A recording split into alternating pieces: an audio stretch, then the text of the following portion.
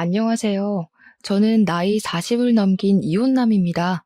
세상 사람들 점점 이기적으로 변해가고 정이라곤 찾아볼 수도 없는 세상이 되었다고 많이 안타까워하시는 분들 많은데요. 분명 세상이 많이 변한 건 맞아요. 그런데도 그 안에서 또 기막힌 운명이 있고 놀랄 만큼 천사 같은 분들이 존재한다는 것도 명백한 사실이에요. 제 사연은 감사한 분에게 제 진심이 닿기를 바라는 마음으로 써보려고요.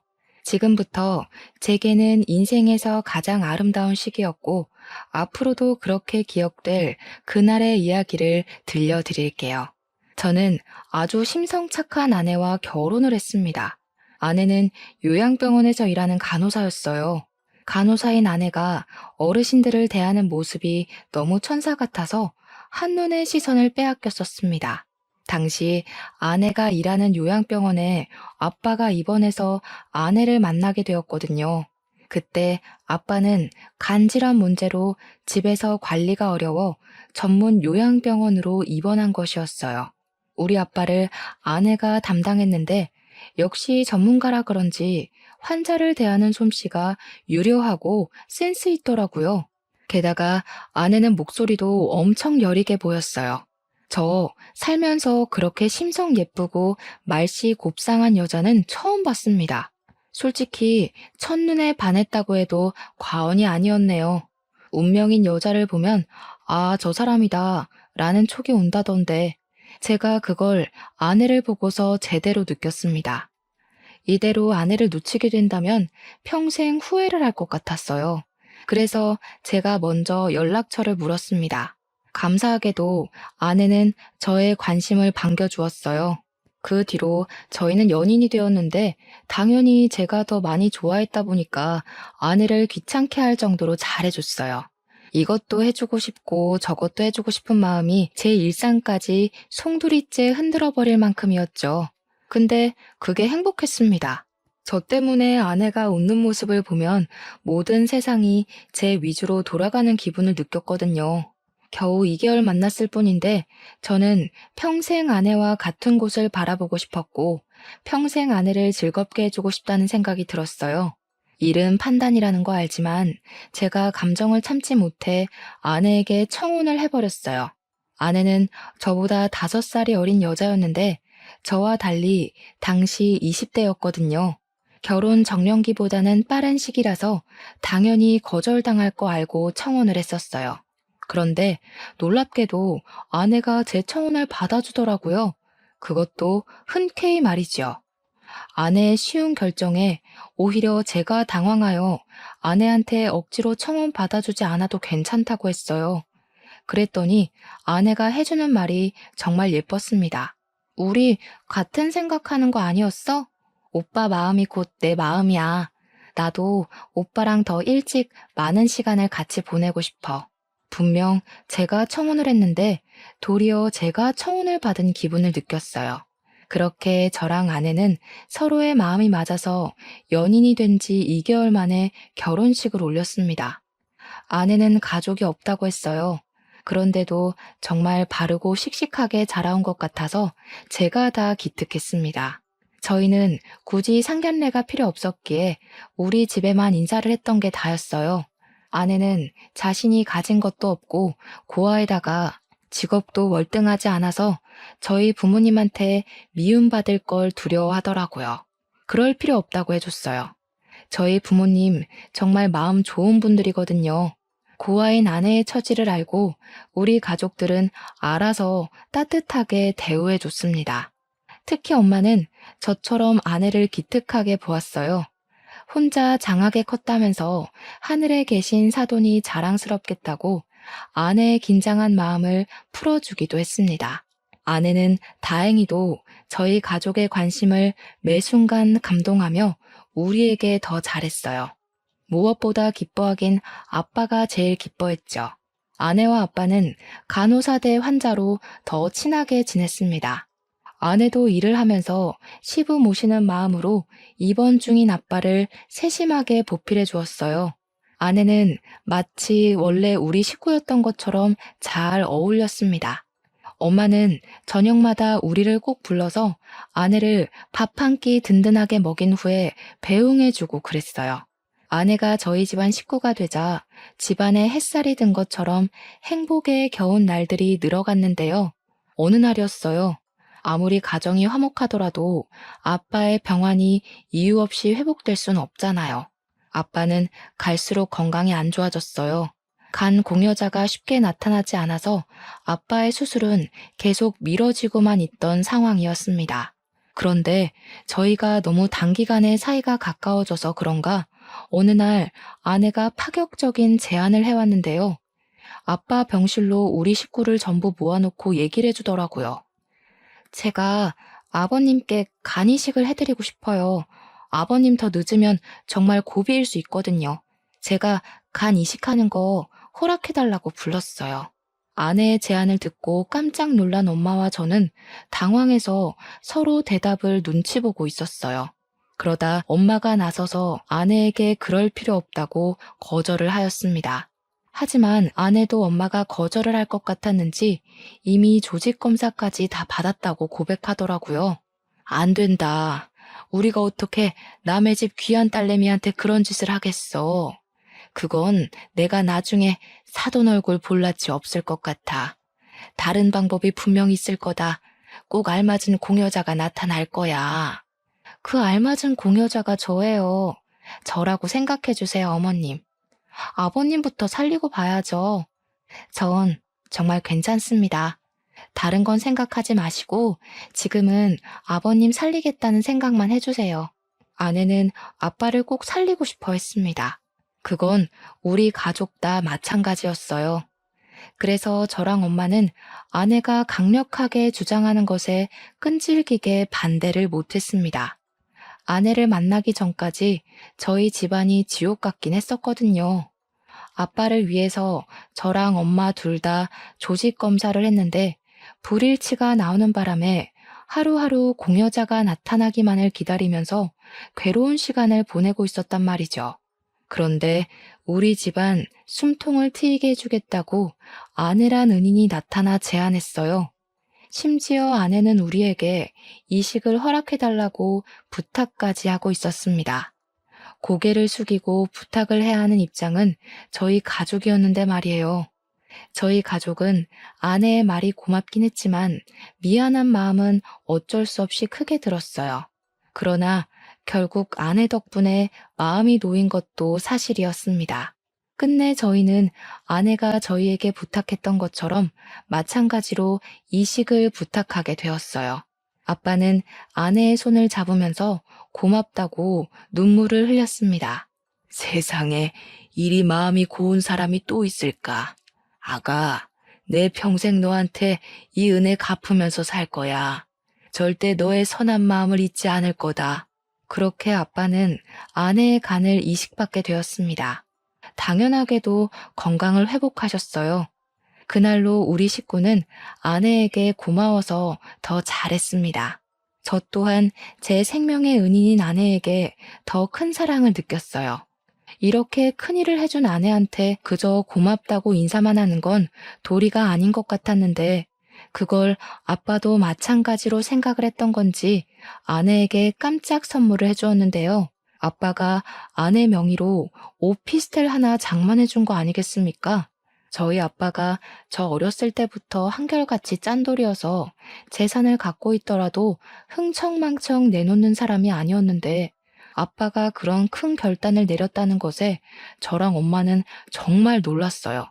그래도 아내에게 그렇게까지 해주는 게 마땅하다고 금방 인정을 했습니다. 아버님, 저 이러려고 이식해드린 거 아니에요. 이렇게 큰 선물은 너무 부담스러워요. 내 생명을 구해줬는데 이 정도는 아무것도 아니지. 언제든지 필요한 거 있으면 이 시애비한테 다 말하거라. 우리 새아가한테 나가는 돈이면 나 하나도 아깝지가 않아. 아빠가 능청스럽게 아내의 거절을 거절했어요. 아내는 아빠의 고집을 꺾지 못해 어쩔 수 없이 오피스텔을 받았는데 표정에서 미안한 기색이 한가득이었습니다. 저희는 그런 아내가 마음 편히 먹었으면 해서 생명의 대가로 그만한 값어치를 받는 건 충분하다고 다독여 주었어요. 아빠도 건강을 회복했고, 더는 흠나올 데 없는 우리 식구를 보면서 저는 왠지 앞으로 더 행복하게 잘 살 수 있을 줄 알았어요. 그런데 당황스럽게도 아빠 이식을 무사히 마친 후 사랑만 가득했던 저희 집안이 차츰 변하기 시작했습니다. 그 원흉이 다름 아닌 아내였어요. 아내 덕분에 집안에 행복이 깃들었다가 아내 때문에 그 행복이 우환으로 변해갔어요. 아빠한테 간 이식을 해준 아내는 건강 회복 때문에 일을 쉬더니 저한테 별다른 말도 없이 갑자기 일을 그만둬 버렸어요. 처음에는 몸이 많이 안 좋나 체력이 딸리나 생각하면서 이해를 하려 했습니다. 그런데 아내가 집에서 인스턴트를 폭풍으로 먹는 걸 보곤 이제 몸이 괜찮아 보이는데도 복직을 안 해서 좀 걱정되었어요. 돈을 안 벌어서 걱정이라는 게 아니라 어딘가 모르게 사람이 변한 것 같아서 걱정이 되었습니다. 좋게 말하면 그간 고아로 고군분투 살면서 한 번도 쉬지 않았던 몸을 이제야 왕창 쉬는구나라고 볼 수 있겠는데, 나쁘게 말하면 그냥 놀고 먹는 백수꼴로 보였어요. 하지만 무어라 터치하지 않고 이해해줬습니다. 아내가 그간 열심히 살았으니까 결혼하고 가족이란 울타리가 생겨서 안정감이 들어 쉬고 싶겠지라고 합리화했어요.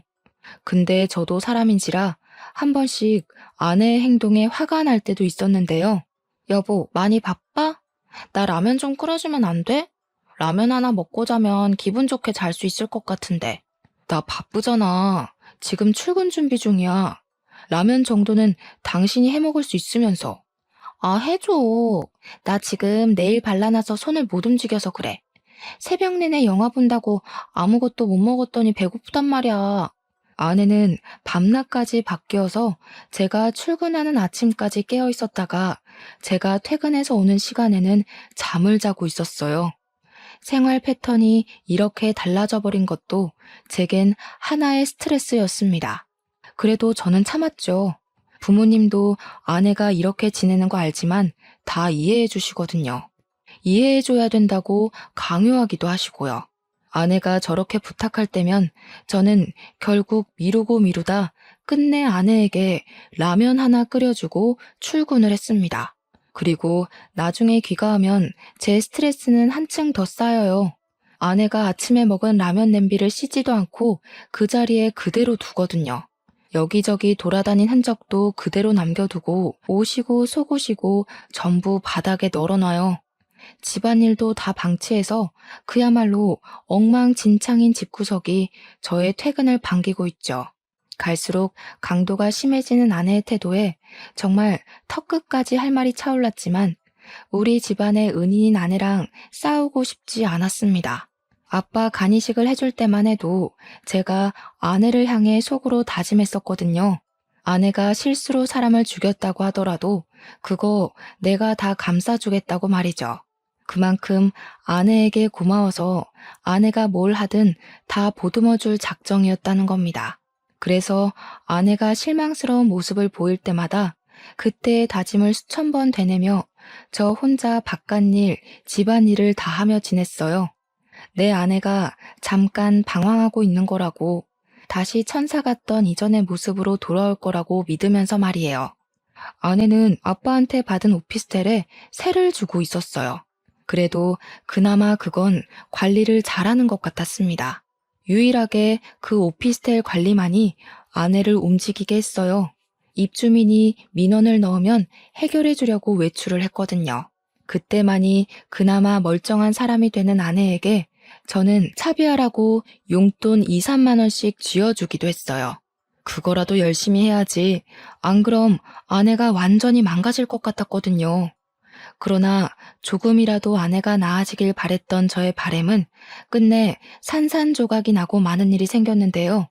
어느 날 엄마한테 전화 오길래 받았더니 엄마가 당황스러운 소리를 하시더라고요. 며느리가 갑자기 전화 와서는 차 한 대만 해달라고 그랬다니까. 그걸 아빠가 해줬어. 경차는 또 창피해서 싫다고 기어코 세단 하나 뽑았다. 돈이 얼마나 들은 줄 아니? 너네 아빠도 그만한 차는 타본 적이 없는데 내가 어디 말할 데도 없고 그건 좀 그렇더라. 뭐라고요? 아내가 차를 뽑아달라 했다뇨. 저한테는 그런 말 없었는데요. 그럼 아내가 지금 차를 갖고 있다는 말이에요? 그래, 한 일주일 됐나? 어쩐지 네가 말이 없어서 전화해봤더니 모르고 있었구나. 나는 설마 너도 허락한 사실인가 싶어서 더 말 못하고 있었잖아. 그럴 리가요. 저도 처음 듣는 사실이라 당황스럽네요. 아니, 근데 아빠는 그걸 왜 해줬대요? 아빠도 아내가 일 안 다니는 거 아시잖아요. 왜 해줬겠니? 그놈의 은인이니까 그렇지 뭐. 네 아빠가 예전에 그런 말 했잖아. 며느리가 부탁하는 거면 다 들어주겠다고. 당연히 생명을 구해준 사람인데 그런 마음 들겠지. 그런데 며느리가 어딘가 모르게 달라진 것 같아서 그래. 원래 이런 거 무턱대고 바라는 애 아니지 않았어? 당연히 아니었죠. 제가 아는 아내도 부모님이 아는 아내도 무례한 요구를 하는 사람이 아니라는 걸 알고 있습니다. 그런데 이렇게까지 변할 수도 있는 걸까요? 부모님도 저와 마찬가지로 혼란을 느꼈나 봅니다. 아내가 간이식을 해줘서 우리 아빠를 살려준 건 고마운 일이지만 그걸 빌미로 먼저 나서서 차를 요구했다는 건 무례라고 표현해도 되지 않나요? 적어도 저한테는 얘기해 줄 수 있었던 거잖아요. 물론 아빠의 생명과 오피스텔 값은 비교할 수 없죠. 그래서 오피스텔 외로 뭘 더 해줄 순 있어요. 그런데 아빠가 알아서 주는 게 아닌 아내가 먼저 아빠한테 요구했다고 하니까 그건 좀 기분이 언짢았다는 겁니다. 저한테 먼저 얘기를 했다면 좋게 좋게 풀어서 아내가 차를 살 수 있도록 도왔을 거예요. 지극히 제 기준인데 저는 아내의 행실이 잘못되었다고 생각했어요. 아내 오면 대화를 해봐야겠다고 생각하고 엄마 전화를 끊었습니다. 그런데 제가 퇴근하고 집에 왔는데도 집안이 컴컴하기만 할 뿐 어디에도 아내가 없는 겁니다. 평소처럼 자고 있는 것도 아니더라고요. 그래서 아내한테 전화를 걸었어요. 마침 다 왔다고 하대요. 바깥에 나온 김에 다른 일을 보느라 늦었다고 5분 뒤에 도착한다더라고요. 저는 집을 내려가 건물 입구에 서서 기다렸어요. 아내한테 차가 있다면 차를 타고 올 거니까요. 그 모습을 보고자 시계만 보면서 대기하고 있는데 정확히 5분 정도 뒤에 세련되고 무난한 검은색 세단이 건물 입구로 가까워 오는 겁니다. 그걸 가만히 쳐다보고 있었어요. 그런데 그 차가 건물 안 주차장으로 안 들어오고 입구와 조금 떨어진 곳에서 세워지더라고요. 그리고 그 차에서 아내가 내리는 거 목격했습니다. 저는 바로 몸을 숨겼어요. 그리곤 또 복잡하게 머리를 굴렸죠. 아내가 당연히 운전석에서 내릴 거라는 생각했는데 제 예상과 달리 조수석에서 내렸다는 것이 저를 혼란스럽게 만들었습니다. 분명 엄마 말로는 아빠가 아내한테 차를 사줬다고 했거든요. 그게 저 차가 아닌 건가? 라는 생각도 들었어요. 그렇다면 저 차는 뭐고 또 저 운전자는 누구지? 그것까지 궁금해지더라고요. 저는 끝까지 아내 앞에 모습을 드러내지 않고 그 차 번호만 찍은 뒤 집으로 올라갔습니다. 그리고 얼마 뒤 들어오는 아내에게 엄마한테 들었던 사실을 물어봤어요. 응, 내가 아버님한테 사달라고 했어. 모르고 있었어? 나는 아버님이나 어머님이 당신한테 말한 줄 알았는데. 우리 부모님 원래 입 무거운 거 알잖아. 그래서 차는 왜? 당신 일도 안 하면서 차가 왜 필요한데? 뭐야, 말 서운하게 하네. 일 안 하는 사람은 차 있으면 안 돼? 나도 다 필요해서 사달라고 한 거야. 설마 아까워서 그래? 나한테 이 정도도 못 해줘? 내가 아버님 은인인데? 그게 아니라 적어도 나랑 의논할 순 있었잖아. 내가 당신 차 사지 말라고 종용하겠어? 그냥 당신이 갑자기 차 사달라고 아빠한테 얘기를 해버리면 아빠가 당황할 수도 있고 오해해서 나쁘게 볼 수도 있으니까 그런 거지. 아버님이 날 나쁘게 볼 게 뭐 있어? 나쁘게 봐서도 안 되지. 나는 엄연히 생명의 은인인데. 그리고 아버님이 갖고 싶은 거 있으면 다 말하라고 했어. 이날 저는 무언가 잘못되어 가고 있다는 걸 아주 크게 느꼈습니다. 아내가 우리 아빠한테 간이식해준 걸 권리로 이용하고 있다는 걸 깨달았어요. 왜 일이 이렇게까지 꼬여버린 건지 모르겠더라고요.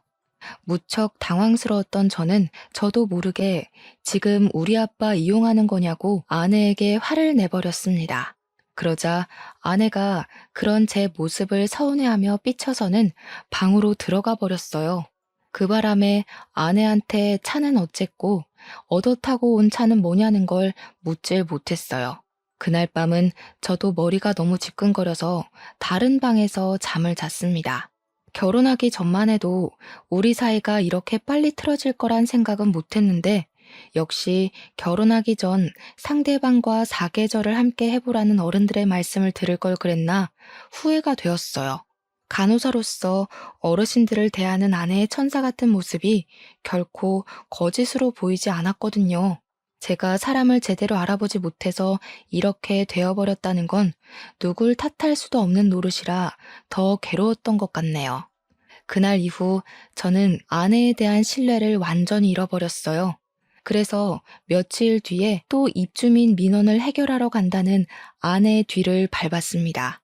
일부러 회사의 연차도 양해를 구하고 당일에 급하게 냈죠. 아프다고 거짓말해서 연차를 낸 거지만 제게는 아내를 미행하는 것이 실제 제 목숨이 달린 문제와도 같았기 때문에 어쩔 수 없었어요. 저는 미리 차에 올라탔고 아내는 아파트 건물을 좀 나가더니 지난번에 본 그 검정 세단에 올라탔습니다. 또 조수석이었죠. 제가 지난날 사진으로 찍어놨던 차 번호랑 비교를 해봤더니 똑같은 차더라고요. 그 길로 저는 작정하고 그들 뒤를 밟기 시작했어요. 그렇게 그 세단이 도착한 곳은 당황스럽게도 제가 아는 곳이었습니다. 그건 바로 아빠가 아내에게 선물로 준 오피스텔이 있는 건물이었죠. 이미 그때부터 설마 싶은 의심이 들었어요. 그들이 주차하길래 내리지 않고 지켜만 봤는데 운전석에서 웬 남자가 내리더라고요. 의심으로 가득 차올랐던 제 마음은 그 남자를 보자마자 끝내 폭발해버렸어요. 아내가 그간 바람 피우면서 놀고 먹었다는 사실을 눈앞에서 확인해버린 셈이잖아요. 정말 살이 떨렸고 화가 나서 핸들 잡고 있던 손에도 힘이 잔뜩 들어갔습니다. 그동안 아내를 어떻게 이해해보고자 노력했던 제 자신이 초라하게 느껴진 순간이었어요. 피가 거꾸로 솟는 느낌이었던 저는 차에서 내려 끝까지 그들 뒤를 쫓았습니다. 결정적인 장면을 제 두 눈에 담고 아내가 빠져나갈 구멍이 없도록 몰아붙일 생각이었거든요. 저는 그들 뒤를 따르며 내내 동영상을 찍었어요. 그리고 엘리베이터 층수 멈추는 곳이 어딘가 지켜봤죠. 역시나 아빠가 준 오피스텔 호수라는 걸 알고서 아내와 이혼을 결심했습니다. 아내가 외간 남자랑 같이 차를 타고 주기적으로 만나고 오피스텔을 사이좋게 같이 올라갔다면 그 남자가 거기 살고 있을 수도 있는 거잖아요. 아내랑 같이 두 집 살림하고 있을 수도 있고요. 저는 마지막 결판을 내기 위해서 떨리는 가슴을 안고 뒤따라 엘리베이터 탔어요. 제가 알고 있는 그 호수 앞에 섰습니다.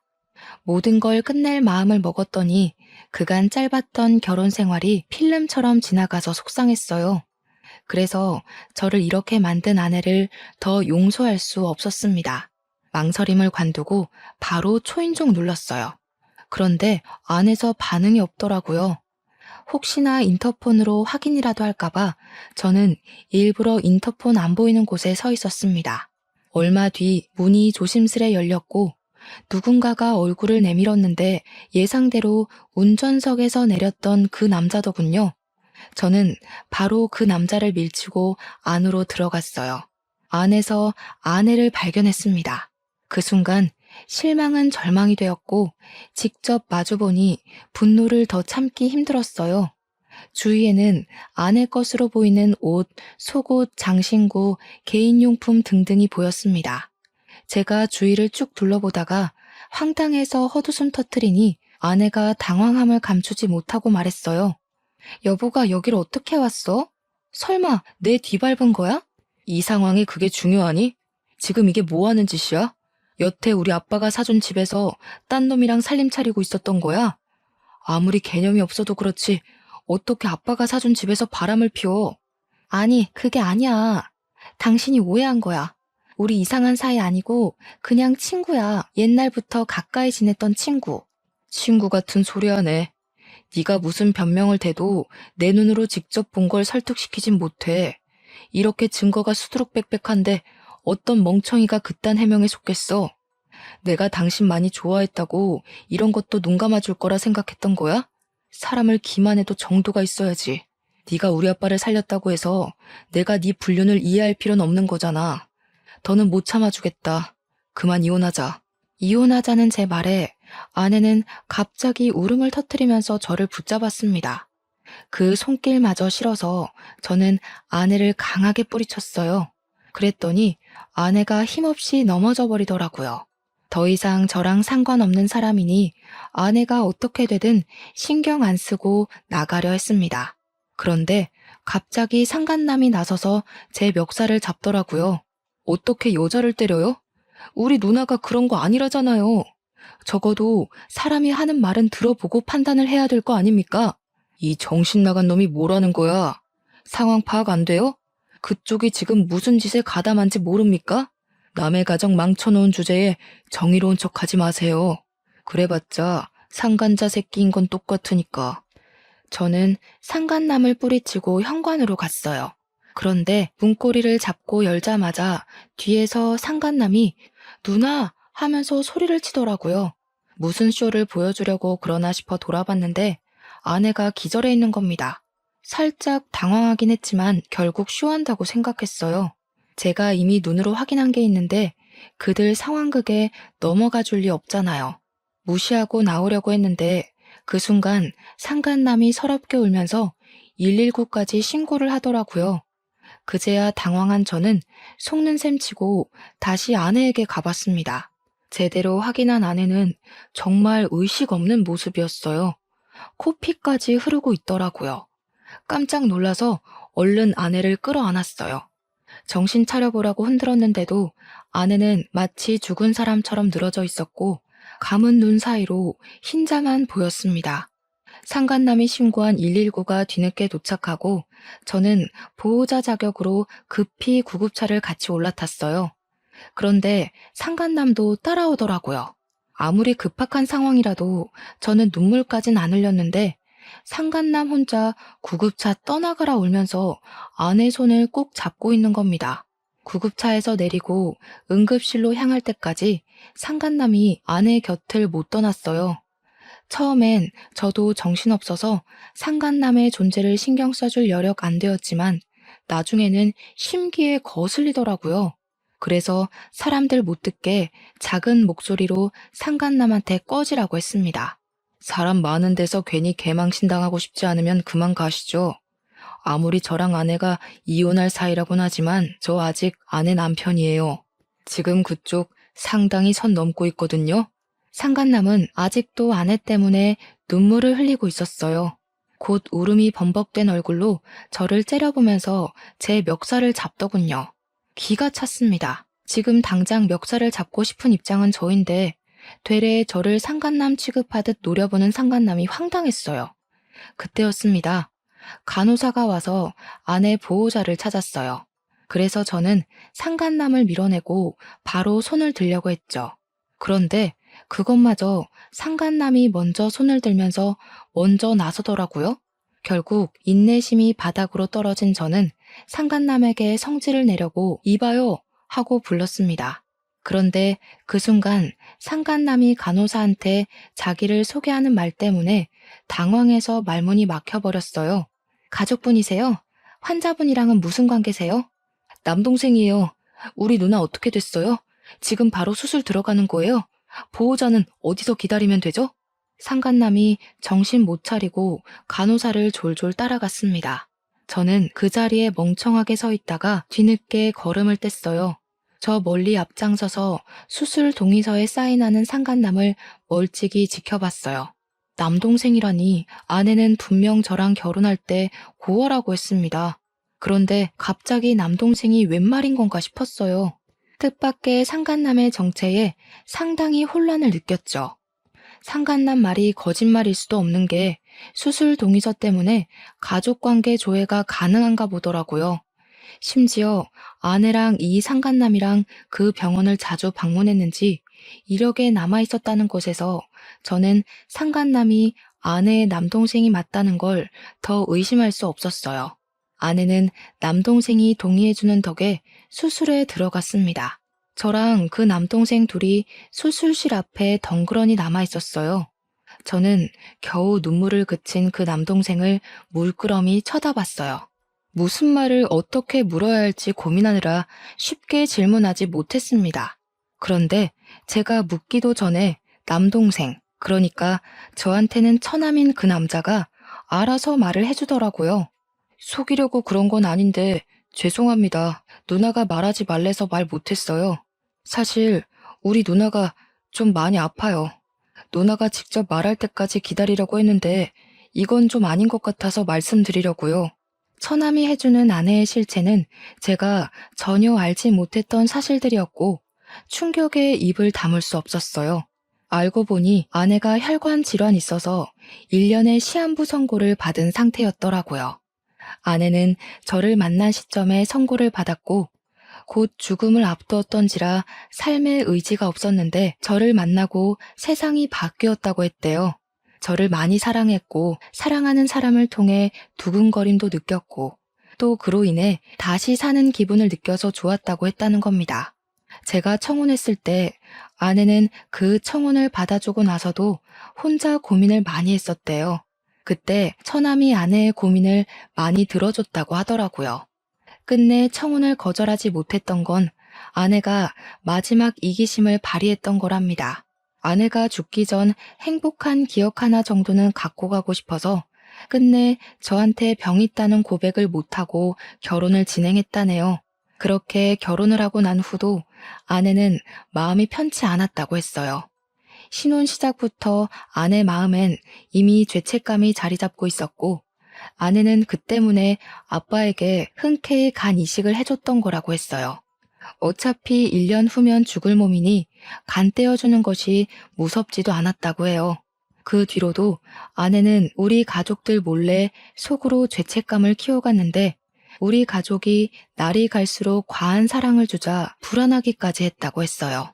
아내는 갈수록 커져가는 행복감에 나중에 우리 가족한테 사실을 밝혀서 실망을 안겨주는 것이 너무 무서웠답니다. 병환을 속이고 결혼했다는 것에 실망할 가족들의 얼굴을 차마 마주할 용기가 없던 아내는 결국 선택한 방법이 죽기 전에 저한테 이혼을 당하는 거였다고 했어요. 그래서 그렇게 갑자기 막장으로 살기 시작했던 거였죠. 처남을 이용해 불륜을 연기하면서까지 말입니다. 처남이 오피스텔에서 지냈던 것도 불륜을 가장하기 위한 그림이기도 했지만 월세에 전전하며 취업 준비로 생활고에 시달리던 처남을 위해 아내가 몰래 그곳에 살도록 해준 이유가 크더라고요. 차까지는 받아낼 생각이 없었다고 했는데 제가 이혼하자는 말을 도통 안 해서 아내는 결국 식구들에게 상처를 더 줄 수밖에 없었다며 그 차는 처남에게 줬다고 했어요. 아내는 진짜 차를 탈 생각은 없었고 식구들에게 인정머리 없는 모습을 보여주려고 했던 건데 저희 아빠가 아내한테 진짜 차를 사줘서 아내가 좀 당황했다고 하더라고요. 차 명의는 처남한테 돌리지 않고 아내 앞으로 되어 있다네요. 어차피 아내가 죽으면 다 저한테 돌아갈 재산이니 일부러 처남 앞으로 돌린 명의는 없다고 했어요. 그 사이 다행히도 처남은 편하게 공부해서 편하게 취업했다고 하는 겁니다. 처남에게 모든 사실을 들은 저는 그대로 주저앉아 버렸어요. 믿기 힘든 사실이 전부 진실이라서 숨이 턱 막히는 기분이었어요. 그런 줄도 모르고 아내를 밀쳐서 다치게 한 것이 너무 마음에 걸렸습니다. 너무 미안했어요. 수술을 무사히 끝내고 나온 아내는 다행히도 한 고비를 넘겼다고 했습니다. 한참 호흡기에 의지해 잠을 자고 있다가 뒤늦게 의식을 찾았어요. 아내 손만 잡고 깨어나길 기다리고 있었던 저는 벌떡 일어나 아내를 살폈어요. 그리고 서름이 북받쳐 올라서 아내에게 목청을 높여버렸습니다. 대체 왜 그랬어? 그냥 솔직하게 말하지. 내가 당신 병 있다고 하면 미워할 거라 생각했어. 어떻게 사람을 이렇게까지 바보로 만들어? 미안해. 내가 사실대로 말해줘도 당신이 나를 미워하지 않을 거란 거 알아. 그래서 더 고지곳대로 말 못하겠더라고. 당신이 나를 끝까지 좋아해 줄 걸 아니까. 당신만 두고 가야 할 때 내가 너무 무서울 것 같았어. 나 때문에 당신 마음이 많이 괴로울 테니까. 난 당신한테 짐이 되고 싶지 않아. 내가 아무것도 모르는 게 더 괴로운 일이야. 처남이 나한테 끝까지 비밀로 할 거란 건 믿었어? 내가 언젠간 알게 될 거라고 생각 안 했어. 그럼 그때 나는 어떻게 되는데 당신한테 용서도 못 빌고 반성도 못 하고 후회만 하다가 당신 앞에 죄인으로만 남았겠지. 나는 당신한테 죄인이 아니라 남편으로 끝까지 남고 싶다고. 제 원망에 아내는 눈물을 흘리면서 웃었습니다. 이미 저 덕분에 충분히 행복했다고, 단 한 번도 죄인이라 생각해 본 적 없고 눈 감는 그 순간까지 남편이라 생각하려 했다고 하더라고요. 내가 남편 하나는 정말 잘 만났다. 살면서 가장 행복했던 것 같아. 당신 덕분이야. 행복하게 해줘서 고마워. 작별 인사하듯 말하지 마. 나 당신 보낸다고 한 적 없어. 몸이 많이 안 좋은 거야? 요즘은 시한부 선고 그거 믿을 거 못 돼. 시한부 받고도 훨씬 더 오래 사는 사람들 얼마나 많은데. 옆에서 처남이 대신 말해주길 돈이 없어서 치료할 시기를 놓치는 바람에 몸이 더 망가졌다는 얘기를 했어요. 그것마저 제 탓 같아서 너무 후회스럽더라고요. 제가 아내를 더 빨리 알았다면 아내가 이렇게 병환으로 고생하지 않아도 되었을 텐데. 이미 늦었다는 거 알지만 그래도 저는 최선을 다해보고 싶었습니다. 그래서 그날 이후 아내의 병간호를 꼬박꼬박하며 아내 병원에 대해 빠삭하게 공부를 했어요. 그 사이 어쩔 수 없이 이 사정을 우리 식구까지 다 알게 되었습니다. 엄마는 어느 순간부터 아내를 좀 안 좋게 생각하고 있었는데 저한테 모든 사실을 설명 듣고 나서 제일 많이 눈물을 흘리셨어요. 부모님 두 분은 병원까지 직접 찾아와서 아내를 딸처럼 보필하고 챙겨주었습니다. 저랑 처남이랑 같이 아내를 책임져 주셨죠. 당연히 병원비는 저희 부모님이 부담을 해주셨고요. 그걸로 처남이 감사하다고 저희 부모님과 저에게 고개를 숙이는데 부모님이 아들 하나 더 있는 것처럼 처남을 안아주면서 고생 많았다고 다독여줬어요. 그러자 처남이 아내가 쓰러졌을 때처럼 눈물을 뚝뚝 흘리더라고요. 아휴, 이 가여운 남매가 어디 또 있을까. 얼마나 고생이 많았어. 그래도 둘이 의지하면서 참 잘 컸다. 남동생이 든든하게 누나 지켜주고 있었으니 누나도 이만큼이나 잘 버텨온 거야. 앞으론 우리가 도와줄 테니까 마음 단단히 먹어요. 그래야 누나가 더 힘내서 치료받지. 고맙습니다. 저희 누나 대신 평생 은혜 갚으면서 살게요. 정말 고맙습니다. 끊어질 뻔했던 가족 간의 인연은 더욱 끈끈해져서 보기 좋은 모습을 띄었어요.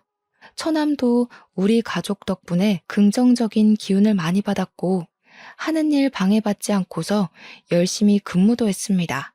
아내도 저와 부모님의 설득에 못 이겨 치료를 받아보겠다고 했어요. 제가 여기저기 수소문해도 아내의 상태는 더 이상 가망 없다는 말만 들었으나 치료를 해볼 순 있다고 해서 포기하지 않았습니다. 저희는 일부러 병실에 달력을 걸지 않았어요. 아내가 날짜를 모르도록 하고 싶었거든요. 실제 아내는 오늘이 무슨 요일인지 한 해가 끝나기까지 얼마나 남았는지를 모르고 생활하였습니다. 외출이 가능해서 저랑 데이트도 종종 했고 처남을 데리고 가까운 곳으로 가족여행도 다녔어요. 아내는 갈수록 웃는 날이 늘어갔고 얼굴에 혈색이 도는 것이 꼭 건강을 되찾은 사람처럼 보였어요.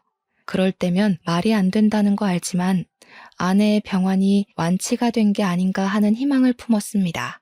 그러나 아내가 예고 없이 기절을 하는 건 막을 수 없었고 한번 쓰러지면 의식을 찾기까지 걸리는 일자가 점점 늘어나는 것도 아내의 상태를 자각하게 만들었어요. 저는 주로 아내 곁에서 취침을 했지만 생필품 때문에 한 번씩 집에 들르곤 했는데 그때마다 죽도록 참았던 눈물을 쏟았어요. 아내 앞에서는 희망을 주고 미래를 계획하면서 평생 함께 할 수 있다고 약속을 해줬지만 저는 알고 있거든요.